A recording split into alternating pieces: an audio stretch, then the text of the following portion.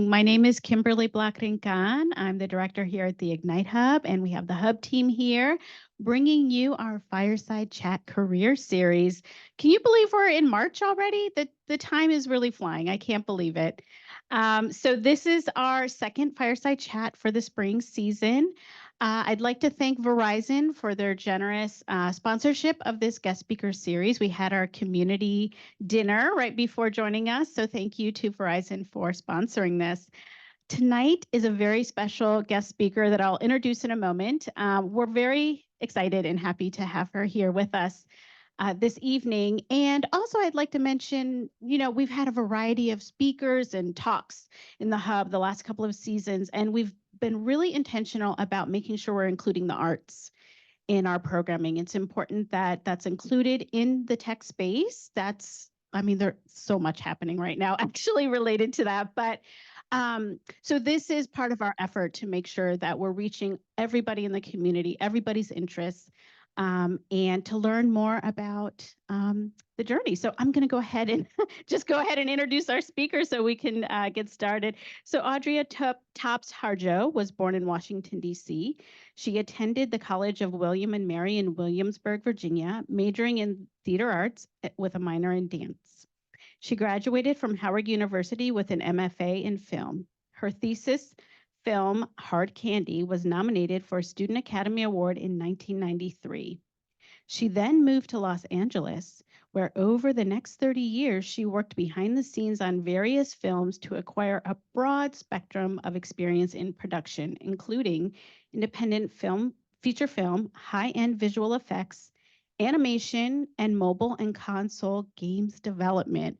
This is just a little introduction. We'll get to know Audrey a little bit more in her story, but you are dynamic, you're phenomenal, and I'm just going to turn it over to you so we can hear your story. Thank you. Welcome. Thank you so much. Hi, I'm so happy to be here today. It's so great to be back home. I've been away for a while, but you never leave home. So always take your home with you. So now I'm actually back. So yeah, let's get started. So we are going to dream big, how to make it in visual effects. So we're going to talk about a little bit about my journey, and I'll leave it at the end for you to ask questions. Okay, so we're going to talk about Genesis, like how it started, where I started from the beginning, my life in movies. I call IFX. People are asking like, what is that? It has an icon of a black unicorn, and because I was in these visual effects spaces and tech spaces, I was usually the onlyest one and the only black person there, probably. So I called it the unicorn. I was a unicorn. I could do everything. Had to do everything. And then we'll talk about what it takes learning your craft, opportunities and perseverance, skill sets needed, and getting there and staying there. So skills you needed to exceeding expectations as you get older, your work-life balance, probably starting as you get younger so that there's no crisis given the work-life balance, and then staying true to who you are. So, and then you can ask me any questions after that. So again, I'm Audrey Tops Harjo. I've been an executive, a writer, director, producer, editor, line producer, digital producer, coordinator, kind of a jack of all trades. You kind of have to be, worked in editorial, all those things.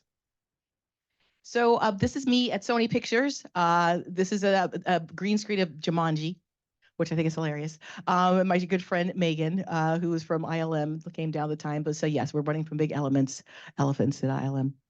And then there's a picture of me when I was directing my thesis film, Hard Candy, here in DC. And then another short film, Raw Intensity, which I was nominated for another award, prize pieces. Actually, I won that one for student film. Dorothy Dash also won that year for Daughters of the Dust for feature. So yeah, I was in really good company that year. And then there's the contact crew with Ken Ralston, myself, Julia, and the girl gang who helped produce that visual effects for that film. And there's me at Academy Awards because you get to do fun stuff when you work in movies. So yeah, there I am. So I work for a lot of companies. We'll go back, but these are some of them: Rhythm and Hughes, A44 in New Zealand, Cinesight, ImageWorks, Sony, Weta Digital, which is now Effects Now, Lightstorm, and Digital Domain. So movie credits: Stuart Little, X-Men, 2, Sky Captain, Rise of the Apes, Man of Steel, The Hobbits, and Wolverine. So before I go to that, let me just take you back to a little bit about my life. So when I was younger, I had this crazy idea that I was going to be in filmmaking. I didn't know how I was going to do it, you guys. I was just watching television. I knew somebody had to be doing that. So what my dad and I, we would watch Star Trek back in when they were rerunning it back in the 70s. You know, they did the first run and they canceled it. We were all sad. And then they started like they needed programming back in the 70s. Back in the day, it was like um, Channel 20, and they would show Tarzan movies on Saturdays. They'd show old Burt Lancaster movies and Veronica Lakes and Alan Ladd. So I just would just sit there for hours and hours and hours and watch everything I could possibly get my hands on. When I was much younger, it took me a long time to learn how to read. I think it's probably an undiagnosed kind of learning disability, probably I have, which was translating the letter to sound was hard for me, and so it took me a really long time to learn how to read, but I fooled my parents for a really long time because I memorized all the books in the library. I just I just memorized it. I just memorized the books. And so it wasn't until like second grade that my teacher was like, she can't read. My mom's like, what? Of course, my mom's an educator. She was a history teacher. She had no idea that I memorized the entire library. And so I had to start from scratch. And I think at that moment, I just learned the kind of true grit that I was going to be on my own. I don't know why I came to that conclusion. There was a lot of adults there to help me, but I knew it was kind of my problem that I had to solve. And so I knew nothing about Babysitter Club and like, those little, tiny books for like young JY. There was no Harry Potter back then, you guys. So, for me, I went right to Anne Rice. So Interview with the Vampire came out straight to Anne Rice. And after Anne Rice, I think I picked up Ken Follett, which was like a kind of Eye of the Needle and very, I was World War II spy. And then after that, I read let me see. After that, I read Stephen King. He was like really big in there. So, Pet Cemetery and Carrie and Cujo, Dark Tower. I think I read The Stand. I know they have like a million, I think there's like 1,000 pages long. And I think I remembered it. And I wouldn't just read it, you guys, I would act it out for my family. So I remember talking about The Stand, and a number of years it came out. I think it was the Ruby Dee version when she played God. And my mom's like, I've seen this before. I'm like, no, I just acted out all the scenes in the movie. I was a personal movie. So what happened? So my learning disability, whatever it was, I learned to turn words into pictures instantaneously. So I really didn't see words anymore. I actually saw moving images. I had cast it. I had put costumes on it. I had all the locations, and I just thought everybody could do that. But I guess that was kind of my superpower. And so after that, I just excelled in school. There was really nothing to stop me there. I mean, teachers were awesome, but I really didn't need them. So I didn't. And so by the time I got to college, things got really, really easy. And I remember I was too scared to kind of voice that I wanted to do this job. And even though when I look back at my old junior high, because I went to Al Still junior high school back then, it's a middle school now, it said I was going to be a filmmaker. I don't remember saying it, but apparently I told somebody because it was in print. And I remember saying, well, yeah, because I just was so single focused on doing that. So yeah, me and my dad, we'd go to the movies every weekend, from Star Wars. I mean, just anything and everything. Gandhi, Quest for Fire. I mean, we just see everything and everything. And when I went to William and Mary, I think the closest thing I could get to the arts was theater. And at William and Mary, you're not allowed to just finish on the artist track. You have to sequence, not necessarily get enough credits to minor, but you had to sequence in a hard science. So mine was physics. So some way, and again, turning images or words into pictures, physics was very easy. I'm like, okay, take this ball, and I'm like, oh, I can see that. I can. So it's just easy for me to visualize all the things of the real world. So yeah, so I did theater. I was a performer. I was a part of the dance company orchestras there. I choreographed for the main stage. So for Anything Goes and Hair and Godspell, I did all the dance for those things. And then when I left, I was awarded the Jefferson Cup. And it's the same award that Glenn Close won when she was at William and Mary. So I was able, so I was in good company, and I loved it so much. And yeah, I didn't know what I was going to do. And so I went to summer stock and realized that I did not want to be an actor. You guys, I studied for like years. I did not like the rejection, did not like it. I did not like it. And at that time, as you hear the old stories of Viola Davis and Haley Berry's, and, it wasn't a lot of opportunities for Black women who weren't as stunning and talented from Yale and who had that beauty queens. So I decided to go behind the camera because I wanted a little bit more control over my career. So I loved, taking those stories that I created in my head, just based upon the written word, and evolving that and selecting the character and building the stage. And so William and Mary was really great at taking the technology of the stage and like figuring out how to build something from nothing. So after 4 years, I developed a way to like, okay, we're starting from a flat surface with a light in the center. Now, how do I make something? And they gave you systematic rules of like, okay, I need to rehearse the actors. I need to start putting together the costumes. I need to start designing the lights. So even then, I had the building blocks of making something out of nothing. And after I left William and Mary, I was I internship the Department of Energy of all things, right? So I'm now in the DC machine working for the government. I worked there for summers and the Christmases, and I was like, thank you so much, but I don't think this is for me. I'm not built for the government. I've read too much. I need to go out and see the world. I read I read Tarzan. I read Women from Mars. I read all those things. So I'm gonna leave. But before I did, I also worked at a bookstore for a number of years at Crown Books. That now is a default, yes. I was there as a manager over at Cleveland Park store, and did that for a minute. And I decided to go into film school. I looked at UCLA, could not afford that.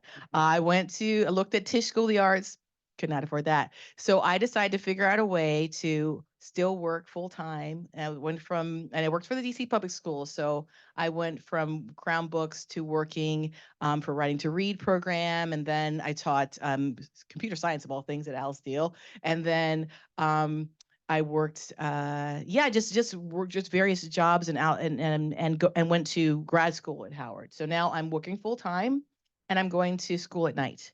So working from 8 to 5, and then Howard from 6 to 9. And then when I started producing and directing and writing movies and short films, it was editing from 9 to 12. And I did that for about 4 years. I did that for 4 years, you guys. And so after all those good things, I think I was in the middle of Alice Still Junior High, and they asked me like, and I showed my short film, and it'd been nominated for Student Academy Awards, and the little kids were like, "Why are you here? Why aren't you somewhere else? Why aren't you in Los Angeles?" I'm like, oh, out of the mouths of babes, I'm out of here. And I just remember reading Zora Neale Hurston's Eyes Are Watching God. And I think that the last line is, this is the morning of the beginning of things. And I was like, I think it is. I think I'm going to hit the road. So I convinced my dad to drive across country with me.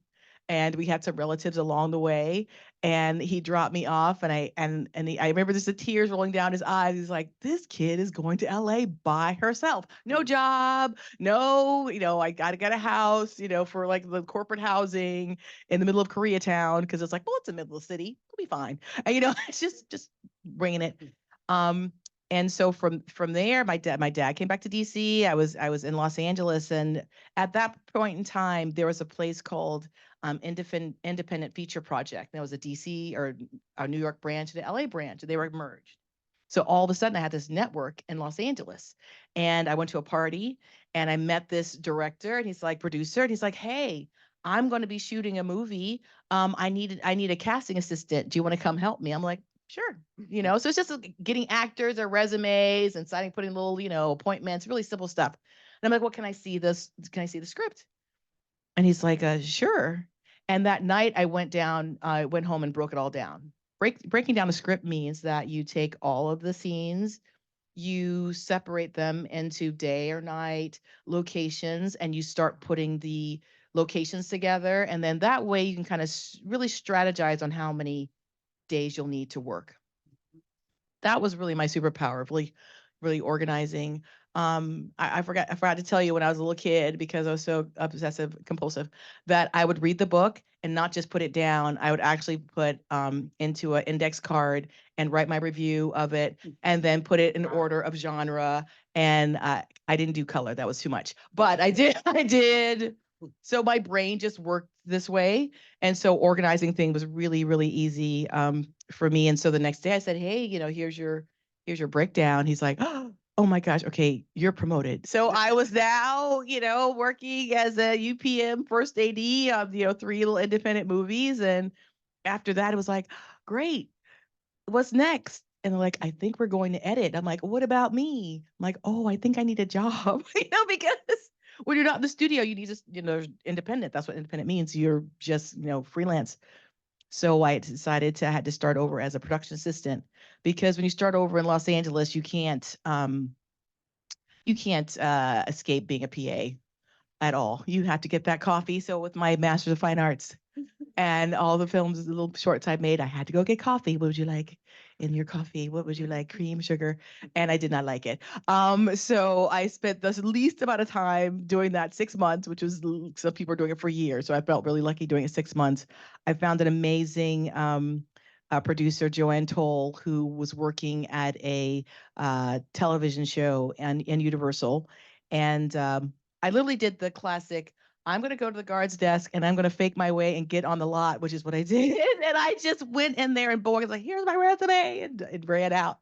Um, and they called me, and I went in and worked for the day. And it's just a PA called me. I didn't know how it worked, but they had just wrapped the show. So now they're just scheduling pickups. So everybody's just kind of wrapping down. And I think the coordinator was finally taking a vacation for that week, and the PA felt overwhelmed. So he decided to call and give me a job.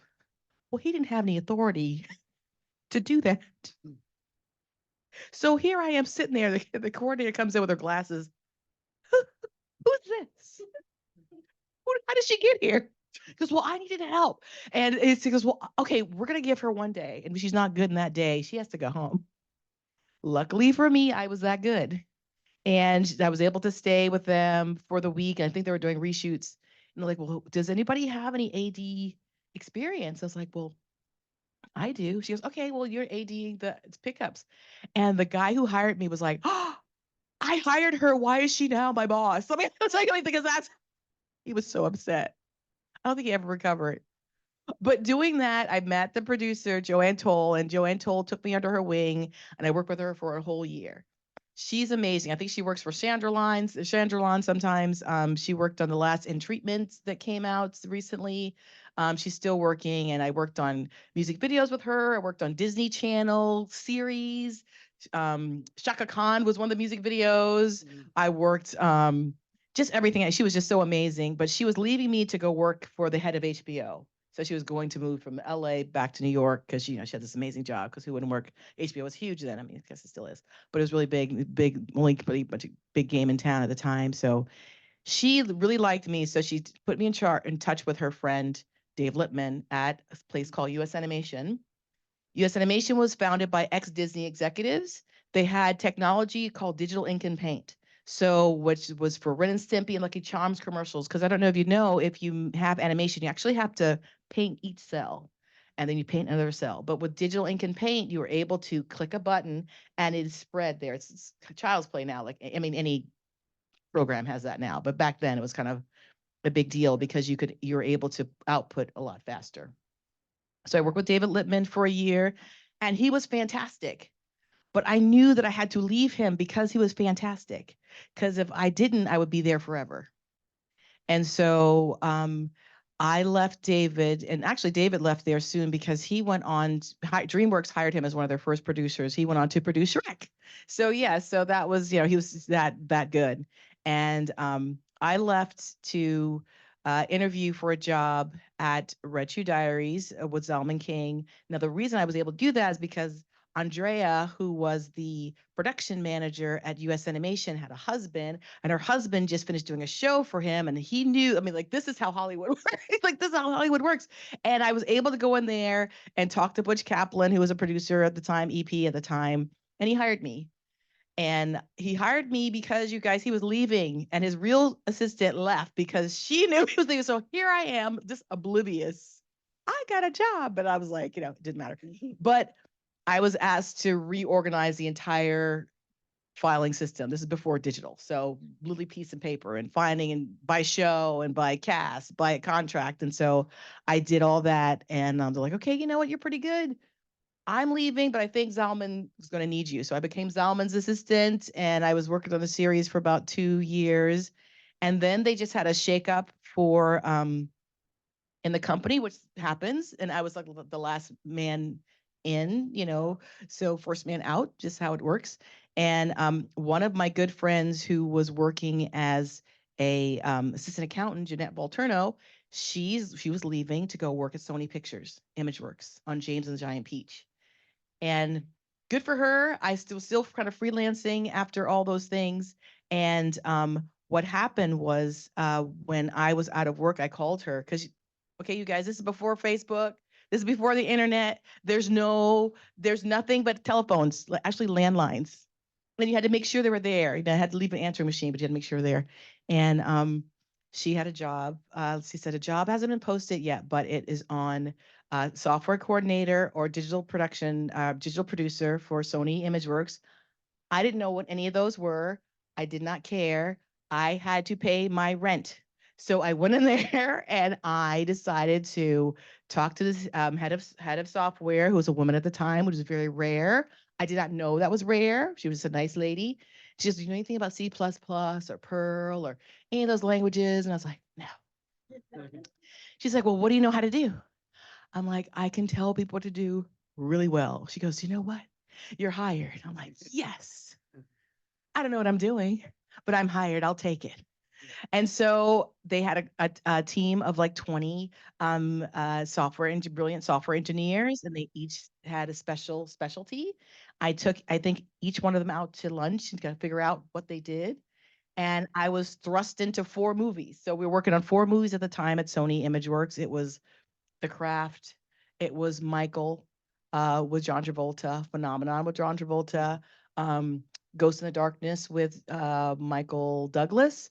It was also The Cable Guy. What else? I'm missing one. Oh, Anaconda with J Lo. How could I forget that one? Right. So we're all working on these movies, and I had to get the lingo right. There was no books. These are things that people have made up at Sony. And so I had to just figure out I just learned by osmosis. Hopefully, I mean, my kind of physics brain kind of kicked in, and just figuring out complex. I had a knack for figuring out and simplifying complex understanding. But they were all great, and I could see the outcome on the screen. So it wasn't like abstract for long. It's like the flocking code for like James and Giant Peach. Like the how the birds, all that math. And so I was able to see it really quickly. So I did that, and after a year, they realized I was not an engineer. You guys, I'm not an engineer. I was like, why? How you can't get promoted? You're not an engineer. You're just faking. And I was like, that's okay. Dream Girl says I can fake my way to the top. So that's what I'm gonna do. And they're like, well, we have a job, digital production manager. We don't know what that is, but it pretty much was an AD for digital. AG is in charge of logistics, and they're assistant directors for live action film. And I knew that job really well because it's all about organizing mass things. And so they offered me the job for the digital production manager for Contact with Jodie Foster. And that was my first big movie, and I was thrilled. I had an amazing team there. They were so, fantastic. And that's still to this day my favorite movie of all time. My good friends are still um, uh, fast friends. I mean, that's really family when for that movie. And after Contact, they actually, before they gave me the job, they didn't know I could do it. So I lost my staff position in software because, you know, they just had to, it was just a risk. So it was a risk for me as well. So what I asked them to do was double my salary, and they did. And so yeah, so that was my first successful negotiation for me. And And then after contact was over, I'm like, okay, I guess that's it. You guys know we want you staff. We're bringing you back on a staff at your current salary. So that was very nice. And I worked on um, after contact Starship Troopers. And after that, I worked on Stuart Little, and I was animation producer on that. And that was fun. It was just different. Sony was really a place where they had the best of the best there. I mean, they had all the resources and money in the world, and they just really got the best. So good lesson for me was kind of, um, I guess that classic garbage in, garbage out. Same thing happens with brilliance. If you're around brilliant people, you're able to kind of have that rub off on you, and you learn the best. And so after that, I was with Sony for a while, and I got a little not well.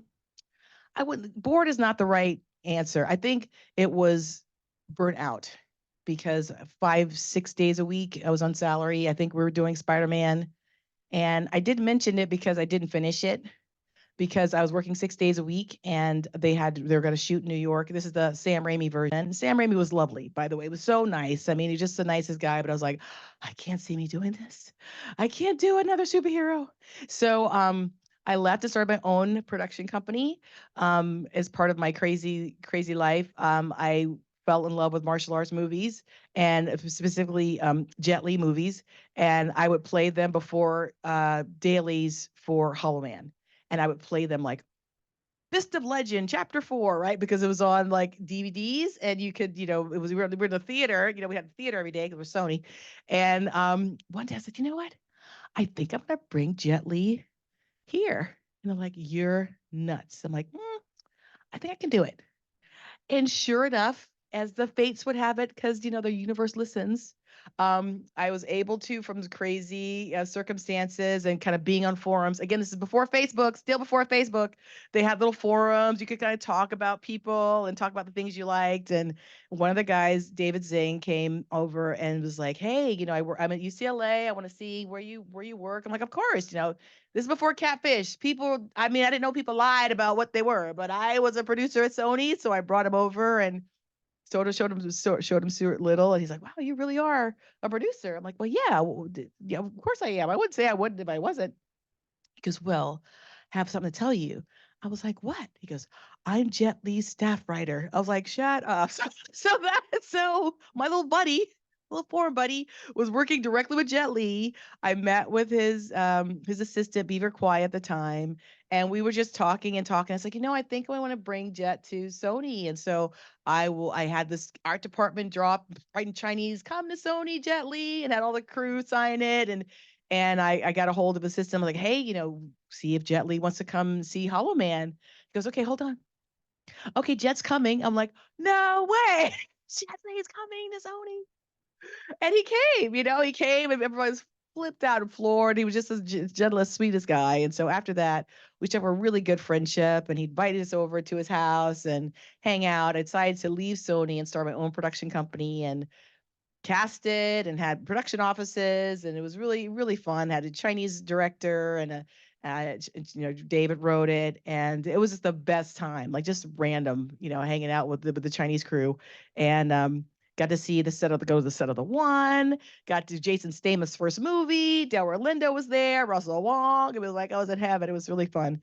And after that, decided to, after we went to Cannes with it, my director was hired by Jet to go work on Hero. Now, yeah, I mean, you can't turn down Hero. You just can't turn it down. So that was going to take 2 years. And so, and for me, my life slowed down. I became a parent. And so I came back to DC. I had my kid the last trimester. I was like, okay, now what am I going to do? I gotta work. And so I tried to find work here. It didn't really pan out, but one of my old coworkers from Sony were now with Cinesight, and they were working on X-Men 2 with Bryan Singer. And I got that job. So me and baby came across, the country back to LA, and now I have doing my hard job with this baby. And it was difficult. You guys are so hard. But I have really cool kids. She was really quiet during dailies as we were watching Wolverine and the Phoenix with fire in her eyes. Still is so funny. And Bryan Singer was so nice. He goes, "Hi, little baby Asia, whoever your mom is, I don't care." But didn't care who I was, but he was really sweet to my daughter. And yeah, went from there to work on, and that began my obsession with Hugh Jackman. You're seeing a pattern, but my obsession with Hugh Jackman, and it was so funny because like I think that when we're finishing that movie, I was in the dentist's office, and I see this tall guy walking. I'm like, oh, well, he's pretty good looking, and he opened his mouth. I'm like, oh, Mr. Jackman. He goes, yeah. I'm like, I've been watching you frame by frame for 6 months. He's like, oh my gosh. And so he was like, so he talked for like 20 minutes in the dentist's office. And this woman, like, I see her mouth like open, like, how is she talking to this guy? But no, very, very sweet. All the nice things they say about him is all true. So that was nice. I left X-Men 2 to work on Garfield. I left with Bill Murray's version and with Dan DeLue, and it was so fun because I'm watching Loki behind the scenes. I'm like, is that Dan? I was like, is that Dan DeLue? I know Dan, which was great to see. All my good friends still working and doing their thing. I left Garfield to work on Sky Captain with Jude Law, with a place called Watt, with Scott Anderson was a visual effects supervisor. He won an Academy Award for Babe, and now he also did the math with the T2 for ILM. Brilliant guy, graduated from Brown. Worked with him on Sky Captain. Finished that movie, and then decided that big budget movies and little babies don't mix. So they were all going to work on Superman down in Australia. Superman Returns, the Brandon Ruth version, and I knew I couldn't go down there. So I decided to like, I need a new job, and I live in Playa Vista, and EA is right there. I need to figure out how to get in electronic arts. And so the old recruiter who was working at Sony was now recruiting for electronic arts. She goes, Archie, there's a contract job. It's a 6-month job. You can do it. Because she was there when I was producing stuff. She goes, you can do it with your eyes closed. Just come on over to interview. I interviewed with EA for a day, like one team every hour or 8 hours, like no break, just all day long. And they asked me, do I play games? And I was like, no, I'm somebody's mom. I don't have any time for a game. No, I don't. No, I don't do games. He goes, well, do you think, do you know any software? I'm like, well, yeah, I use Microsoft Project, because, usually that's what software engineers use. And we use it at Sony. I'm like, well, yeah. He goes, well, what do you know how to do? And I was like, well, I tell people to do really well. They're like, you're hired, right? And so I had to learn games from the ground up. And they started in cinematics, which is animation and narration and the interstitials in between the gameplay. And I was the art TD on the Medal of Honor series before it got swallowed up by Call of Duty, and that kind of been retired. After that, Neil Young had come down from Redwood Shores with his really crackerjack COO, Arcadia Kim, who's all of 27, and she went to Harvard Business, and she was in games. And so I was like, how does this woman get to be COO? She's a baby, but she was really, really great. And she was a really good mentor for women and women in games, and a really good supporter. And I work with her and it's something called Epoxy, which is just starting digital distribution for games because it was too expensive to have a team of 150. And this was the time of like EA Spouse when people were like really getting abused and like sprints and people were working there and getting accidents because they're working so long hours in games. It was really getting abusive. That changed the game. It started at EA. And so they had to figure out a different way to use it. So and to hire and work more global. So now China, India, Singapore, like all around the world trying to find artists to augment their teams because they couldn't keep working that way anymore.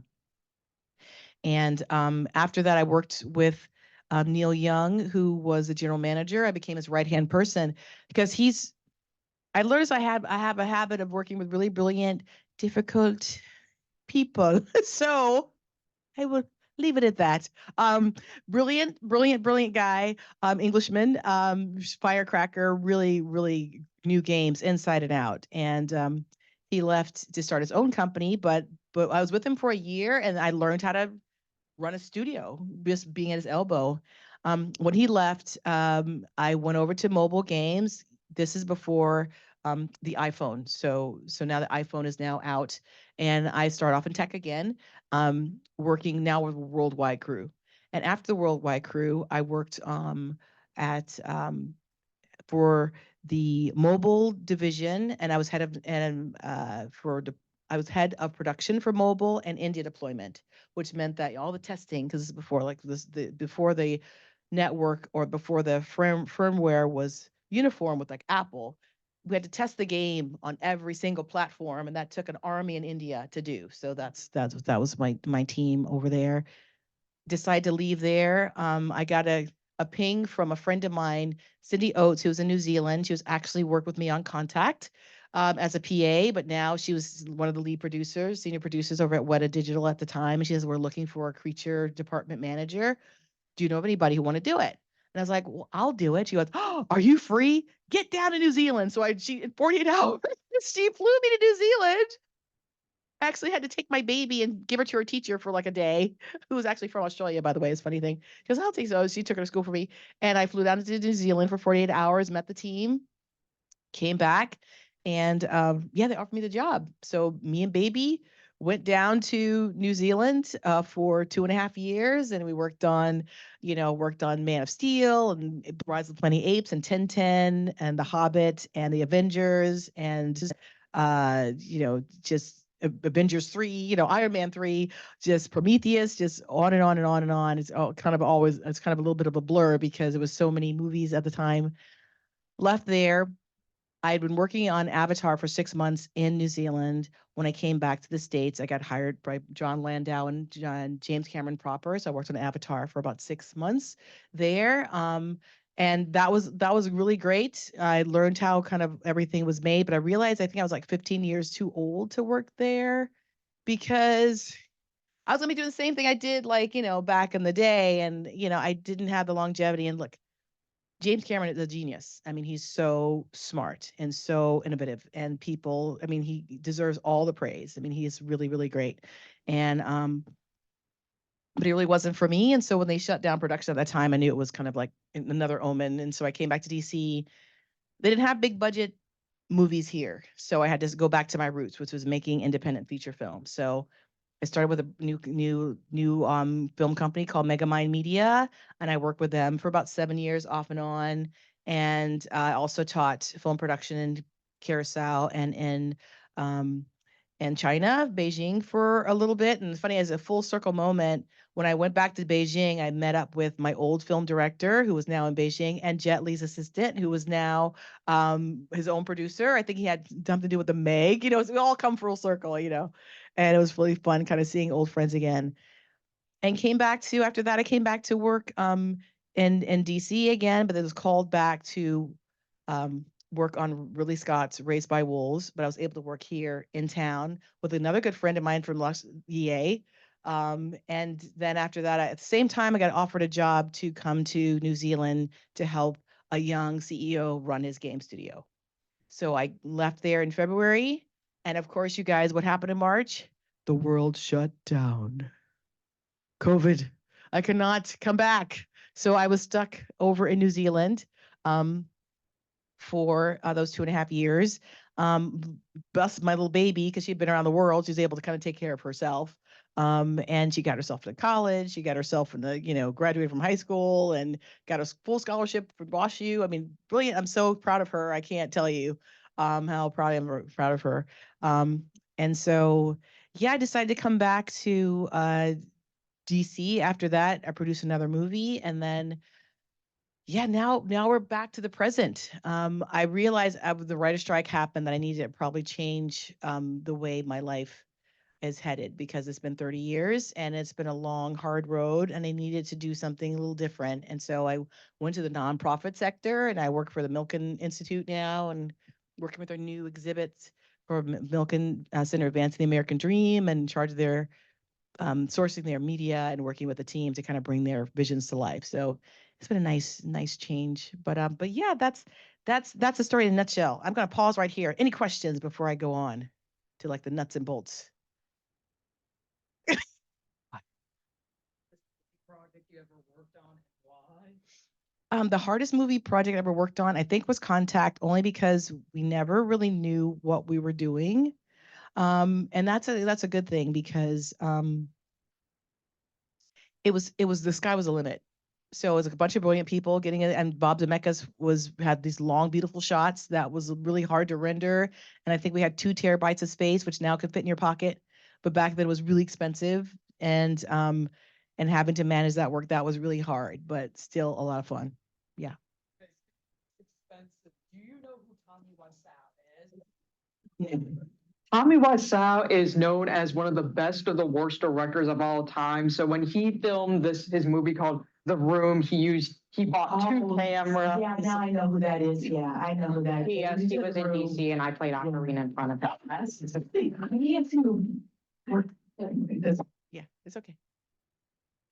Yeah, okay. So learning your craft and opportunity and perseverance. So learning your craft. So again, I started off in fine arts, but I had a knack for understanding sciences, and so I did have to. I think for me, it was a lot of people. I put it this way: filmmaking is an apprentice business. If you get with the great people, you learn from the great people, you get your network. I think the underlying story, the underlying through line for my story was like the people leapfrogs. So you're the greater your contacts, the greater your currency, and the greater your success rate of working in the business consistently. So yeah, I decided to go to film school because when I went to LA, there was really anything I couldn't do because I had done it all. You'd taken a movie from concept to actually editing yourself on film, because again, this is before digital. You learn so much about the film language, and so I knew, when I worked in visual effects, even though visual effects wasn't taught, I knew how to make a movie. I knew what story was. I knew how to serve the story, and so it was always made sense to me. I always felt I had a leg up on my peers because even though they're brilliant, I knew how to actually make. I looked at it from a filmmaker's lens always, so I thought it was really good. So again, opportunity, being open to opportunity and not being scared to take risk. For me, starvation was a great motivator. I mean, there's no choice. You just have to just do it. And I could have played it safe. I mean, I remember when I left the Department of Energy, they're like, what do you mean? You've been here for 4 years. What do you mean you're not going to take a job here? And I'm like, I think I see myself doing something else. And even when I left Alice Deal Junior High, they're like, but you've been here for a year or so. Why, we have this curriculum about art. You can be here. And I'm like, I think I'm going to go, if not now, when, and it took a lot of perseverance because it's not easy working in entertainment business. There's a lot of rejection, a lot of biases, lots of times you had to really stand up for yourself and know your boundaries. And people could get hurt if they're not strong. I was very lucky because I grew up in a very healthy, great childhood, and so I didn't really have a lot of pressure points to exploit. I think it probably got me into trouble because I did not have any. Just like, get her out of here. She's too healthy. But I mean, you got to prey on the weak a little bit. I mean, the business is what it derives of. So getting there and staying there. So for me, being an African American woman in this very homogeneous place of normally those guys, I always planned on exceeding the expectations. There was really no margin of error for me. I couldn't make mistakes. I mean, that's kind of not human. But if there was a mistake, I played a bigger tax than everybody else did because I was different. That kind of networking always gets to the point where they like you, you can stay, and I think there was kind of a theory, like people would rather hire somebody who's kind of mediocre and gets along than somebody who's excellent and doesn't. I usually fat in the later category. You guys are like, oh, she's good. We can't, she's just too much. She just can't. But I've learned how to mellow my intensity a little bit. But yeah, that's pretty much what it was.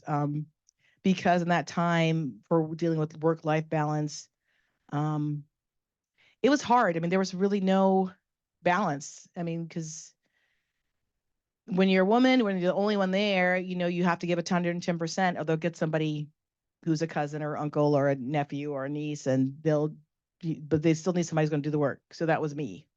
And so I got burnout, and I would not recommend it. And I think now it's taken all this time to get to the point where I can have to say no, or pick my battles, or like not chasing the big movies anymore. And I remember when I got them, like, okay, well, I did Avatar. Okay. Is it what I was then they put on their pants saying, there's no, they have amazing tools. Those guys are, they deal in miracles every day, which I probably think that they take them for granted. But once you've been in that world, I didn't really want to do that, but I did have to stay, true to myself. And I think that's really, you can't be something that you're not.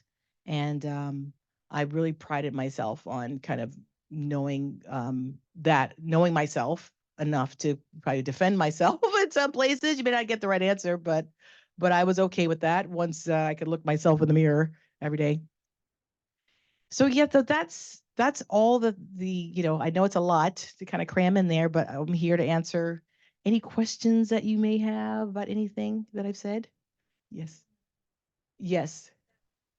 The director here for the television, Montgomery College Television, when we have an internship program. Yes. So we get, right now we have 6 students, I believe, or we usually have about 6. And some of them wanna do film. Yes. I find a bit scary. Given writer strike, AI, and everything that we see coming, how it will impact the industry. And when I heard one of them say that, I just paused and like, oh my God, what should I tell this person? So I would always look at it for, There's nothing constant except for change. And you have to be ready for change. I remember when back in the day they went from 2D animation to 3D animation. People lost their jobs if they did not adapt. And some of them had to retire. The people that Snow White and the cat, they're just amazing animators. There were artists, but if they couldn't make the leap for the transition, then they were no longer working and they were left behind. Some of them did transition, and it was hard for them, but they did it, and they continued to work and build on all the artistry and all those years. Same thing with AI. For me, when I was starting out and you wanted to concept something, you had to hire an artist, and a good artist cost you. And you had to have time to explain to them. You had to figure out, because you had no money, if they were available to help you. It took you lots of time and effort and energy for a development of like bringing your story to life. And some people would like cut movies together, call it like a feel reel, and they put it together just to kind of sell that story. But now with Soma and Midjourney and all those things, is like to put it in a prompt, and you can kind of get your story out there. It's not necessarily, it's just another tool. And if you have a vision, if you're a filmmaker, or you have a story to tell that's inside you, these tools are just there to help you get there faster. I mean, that's how I look at it. I did not have the privilege of continuing my work as a creative filmmaker. One story when I was another, Forrest Gump period in my life.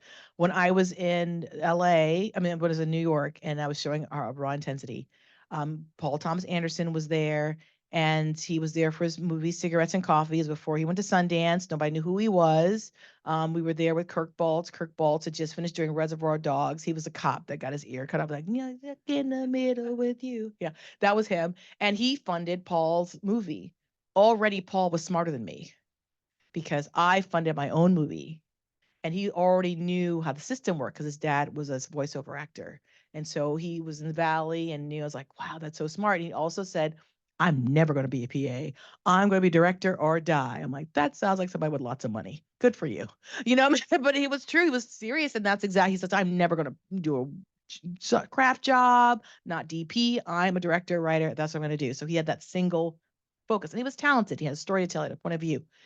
And I think people in that way it's just going to use it as a tool. So in this generation, there's digital now. You don't have to spend, 30, 40, 50, 60 grand on a short film. You can do it with your iPhone. It gives you 4K and you can concept it out and fraction of the time that it would take to do that now. Now, the skill sets that I've learned in having to manage an army of people to get something done, that's also a skill set.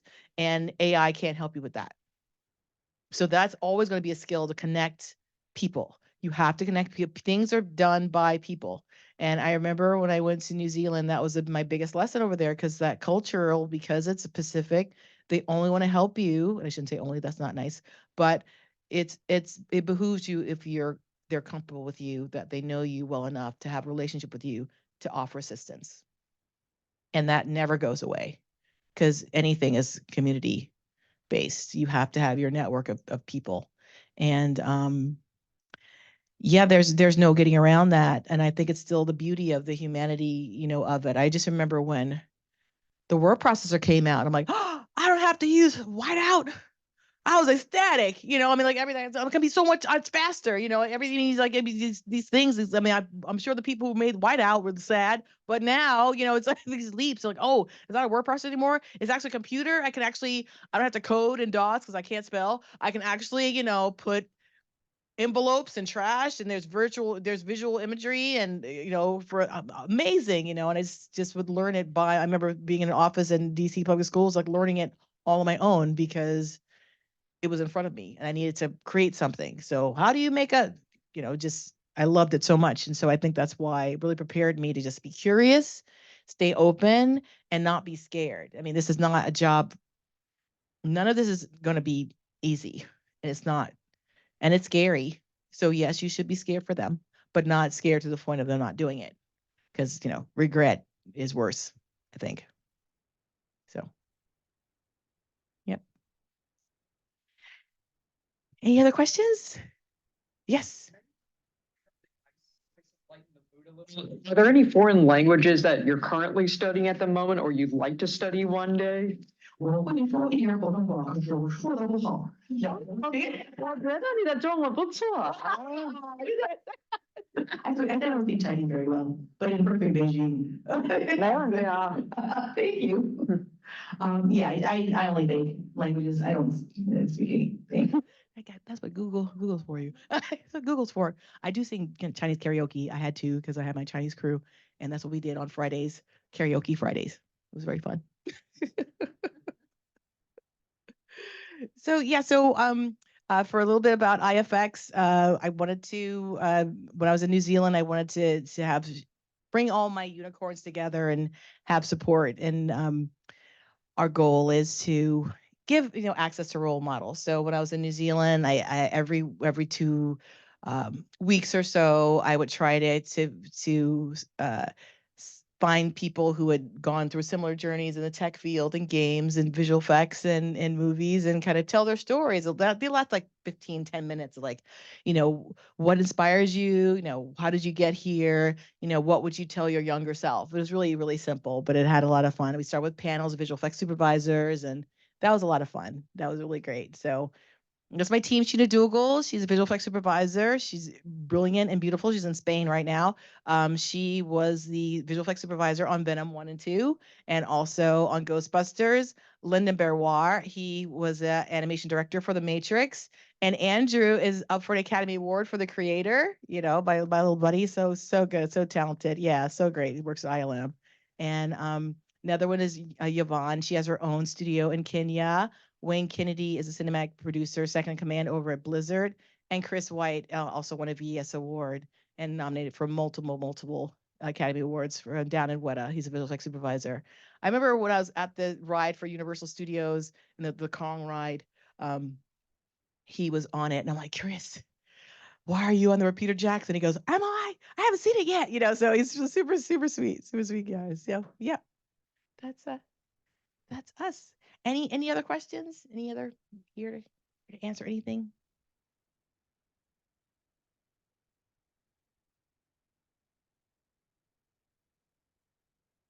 Here, somebody. Then when do you decide like moving into something else? Because you were working in that area for some time and you said that, hey, you worked for 3 years, why are you moving out? But you're not, I mean, I thought you would get acclimatized to that environment and you will try to stick to it and you want to get more skills into it rather than moving out. What made you to move out? Move out where? Yeah, from one group to another one, or from Sony to another one.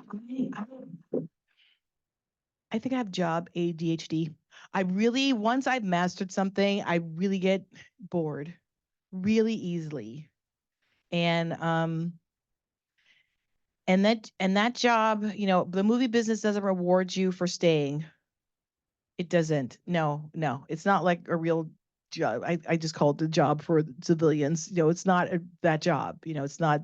That's why DC is so different, and which is why I left when I did, because the language was just completely different. So when you go out to California and you have like you jump from here to here to here, like, oh yeah, of course that gig is over. We understand that you didn't get picked up or the season was over. All those shows that you see getting renewed or canceled, those are people's jobs that people got them or didn't. That's so I mean that you don't. I mean that's like next season. You're like, oh, they're working. I mean that's a real job. So, but when you come into an environment like in DC back in the day, it's like, well, what's wrong with you? Why did you bounce around? I'm like, oh, you have no idea what it took to keep working. I mean, just there's nothing. But can I answer? Maybe I didn't quite understand. Is there another question? So I thought that you'll move up into something else, your own production crew, your own team, and your own cast, and your own team of things, and then make your own show or something. I thought that would be the way. Hey, in Sony, maybe you've done like 4 or 5 pictures, and they would give you something of your own to do that. Yeah, it doesn't necessarily Work that way. The business is really a business. So it's rare that you would have track. So if I was in biz dev or legal affairs, I'm a lawyer. Like say Charles King started as a lawyer. He went to Howard. He now has macro, but before then he was a lawyer. He worked in the mailroom at William Morris, and then I believe it was William Morris, and then he was a junior agent to assistant to a junior agent to an agent. I think he was able to have Tyler Perry and Oprah Winfrey was like so he was able to really uh gain his reputation and his acumen in this that way, because so that's why people like the studio, because you're exactly right, you can have a trajectory in the studio if you're able to survive the politics and be great, which he was. But because of that, he decided to branch off and have micro, and he was able to say, well, Denzel Washington is now in my circle, so I'm going to call him. He's going to be in my movie. We'll bring Viola Davis with him, and then now I have Fences. That so he's able to kind of parlay that and have a really specific idea of like branding and bringing quality filmmaking with diverse bent into the world. And again, it also helps that one of his investors has a piece of Jobs' estate worth billions of dollars. You always need money.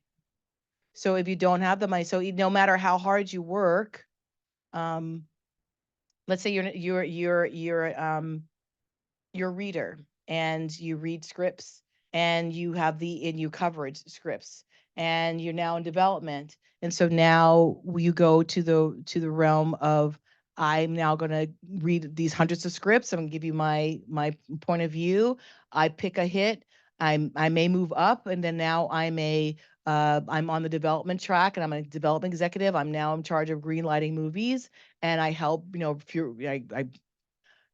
I rah that movie. I find budgeting. I package it. I found the director. I found the stars. We put it all together, and now we're going to make it. But then it flops. I'm now not working. I think that just happened to one of the executives at was it Warner Brothers, somebody. I think after all the superheroes movies, they were tired of losing money. They're like, you know. Every 2 years, 3 years, that's a lot of effort on your side just to keep pushing yourself every day to get into that. And that it's not like a day-to-day job where you go and do this thing.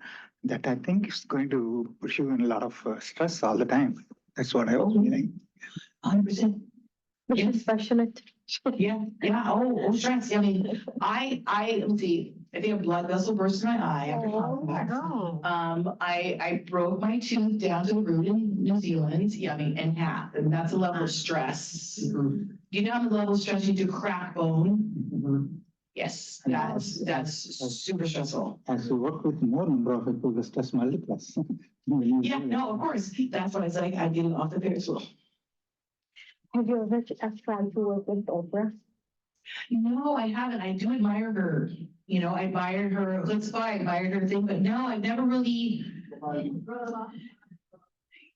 I just wanted to work. I never really targeted a person. I did target Jet Li, but that's not that. It was like I want to work this movie, but I mean, I never really said, oh, I got to work with this person. I did, but in all honesty, say when I saw Terminator back in '84, I think I was going to college.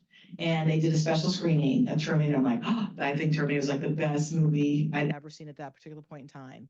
And I loved it so much. And I had this weird feeling I was going to be over there one day. And even when they were having the Avatar party when I landed, because I missed Avatar, the first one, because when Weta did it, I landed after they finally did the party. And I saw him there. I didn't really say anything, but I still had that feeling that someday I was going to be working with him. And then as time went on, and when I ended up over in Lightstorm, I'm like, yep, here it is. Yep, I was right. I don't know what it was. Of all the people, I just had this, really, I call it, creative visualization or whatever you have it, or just bringing that to you. I'm definitely a proponent of trying to stay positive because it's not easy. I mean, I don't mean to sugarcoat it, but some of those times, like going from places to places, like a lot of the places were like, you don't fit with us. You need to move on. I'm like, and that's okay too, because you're not going to be loved by everybody, which is that tax you pay when you have to be true to yourself. I have lots of those stories too. Yeah. That you have like a sort of dyslexic style condition. How are you able to teach computer science while utilizing pretty much that condition? Well, no, it's not necessarily this dyslexia. And it wasn't the hardcore computer science either. We're just talking about like, let's play Wagon Trail. I mean, it wasn't like any coding. It's just like, how can we leverage the new Apple IIs to like, inspire the kids to like the next generation of computer people and not have them be scared. It wasn't really anything hard. Like, no, I was not doing anything. And again, I did go back when I was in high school and they were just opening DOS, and I was like, oh, I have to type. Oh, I'll never do it. I will never do this. That's crazy. Crazy talk.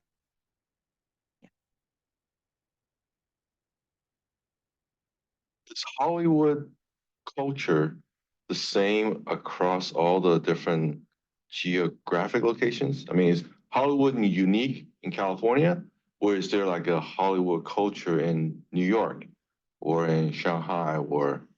There is a film culture based upon the territory. So New York is very different from LA, very different from Beijing, very different from, those, but they do have this thing in common of being filmmakers. I think New York is a little bit more intense and a little fast paced because it's New York. Beijing is by any means necessary. Like, we're working 7 days a week, 12 hours a day. I'll see you later. They don't care. Hollywood is very kind of laid back. We will kill you and not see it coming. We just won't be able to see it. Nice about it, but you will get it if you don't keep vigilant. Put it that way. Yeah. So I was from Memphis a while back, and they had a growing film culture. So good news is I was on Young Rock. So if you remember seeing like a girl who looked a bit like that wife from Baby Blues, that was me. I was also on Bluff City Law season 2. If you see a girl doing that in episode 2, that was me, by the way. So there are opportunities in Memphis if you're curious enough to grow as an independent filmmaker. They even have the Black Lodge, which is considered like one of the biggest movie libraries in the United States. I know, surprising, but it's definitely not Hollywood style. So yes, you need a day job if you want to be in film in Memphis, but it's not. Some of you find yourselves in the Mid No, South. it's true, and so I'm glad you brought that point, because film school is expensive, It is. and, I need to pay for it. Yeah. And still eat. Another reason I went to Hollywood, because those people don't need a second job. That's their job. They get paid well. And so I need to get one of those jobs, because I see stuff on TV all day long and somebody's doing it. And there was no reason why I couldn't, which is why I went out there. It's like but like you said, if you wanna be the best, you gotta play in the pool with the best, and be, it was high competition. Like, 100,000 people were getting on buses going to LA to chase that dream, from Memphis, from Kentucky, from Texas. They were all there. And if you wanted to, and it was like, you make it there, make it anywhere up to New York, same thing in LA when you bought. But film is different now. When those writers went on strike, guess who's watching My Demon on Netflix? That's like we're watching Korean dramas, because there's nothing, it's worldwide. Yeah.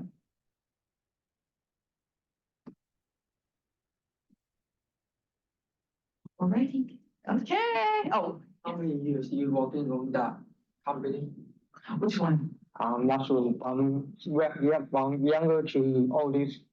How many years? Yes. How many? 30 years. 30. 3, yeah, 30 years. Yep. Yeah. That's right. I'm 31 now, because I left in 93. Yeah, when I was there, Buffy was like little. And this lady was like probably grandkids right now. Back in the day, she was a little teeny. Thank you so much for sharing your story. I can see that it was inspirational. I saw heads nodding and laughing, but I will say, what really stands out for me about your journey is, yes, you moved around a lot and put different shows, different films. It's the nature of the industry. But what you were able to do is it was something you had never done before, but you knew what you were good at. I can tell people what to do. So, but that's really important, and that's a transferable skill, because first of all, people can see something in you, but also when you know what you're passionate about and what you can do, other people can see that, right? And that's true of any industry, any area, whether you're an entrepreneur, an artist, whatever it may be. That's what stands out to me about you. Were not afraid to face something that you had no idea what it was, but you were going to figure it out, and people were able to bring you in on your skill set. So Also something I quoted a lot. Face my fear. Fear is a mind killer. perfect. Well, thank you for coming this evening. Your story was wonderful. Thank you, thank you, thank you to our guests online as well. A few things. Oh, okay. Oh, you're pulling it up. All right. So again, thank you. Oh, I have a gift for you. We are so appreciative of our guest speakers who come to the hub. Just a token of our appreciation for you coming here. All of our guest speakers here are volunteers. We don't compensate anybody for coming here, but we do look for speakers who are inspiring and have a story to share and want to connect with our community and nudge them along their way. So thank you for spending time with us this evening. A couple of announcements as we wrap up. Eduardo will pull up very shortly. Of course, we have a survey. We do want to hear from you. What did you think of this presentation? Did you like it? Was there something else that you would like to see happen in the hub? Please fill out, I see Eduardo diligently trying to pull it up, and we'll put it in the chat. But we do share the results with our guest speakers as well. We want to make sure that they get feedback on their presentations as well. So yes, thank you. Right on the screen, we have the QR code with that. And I'm going to let everybody fill it out, because we also have our drawing of a little bit of hub swag when you're finished. So we like to reward and have fun here in our space. So thank you again. I hope you'll come back and spend time with us. And our guests are filling out their survey. It's a brief one. while you're doing that, I'll do a commercial for our other programs that we have here at the Hub. We have a variety of programs. We're in March now, so we're into the next season, into the next month. So we have our career workshops that we have, and of course we have career coaching. We have our Future of Tech that's also coming up this month as well. Eduardo, can you remind me who's coming in March? Who's our Future of Tech? We have so many programs. We have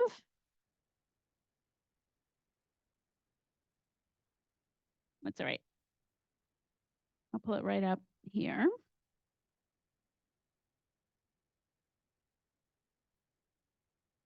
Oh, it's on AI. That's what it is. We have our future of Tech Lunch and Learn is AI in education, fear it or embrace it. Thank you, Eduardo. So that's our March feature. And that one's actually a panel, and we are featuring individuals from here at Montgomery College, as well as individuals from the FDA as well. I also want to make an announcement about this Thursday. We have an info session with the Montgomery County Business Center about their services for any small business here in the county. This particular one is in Spanish. We had the one in English last week. So we continue with our programming there. Okay, looks like everybody's still filling out their survey.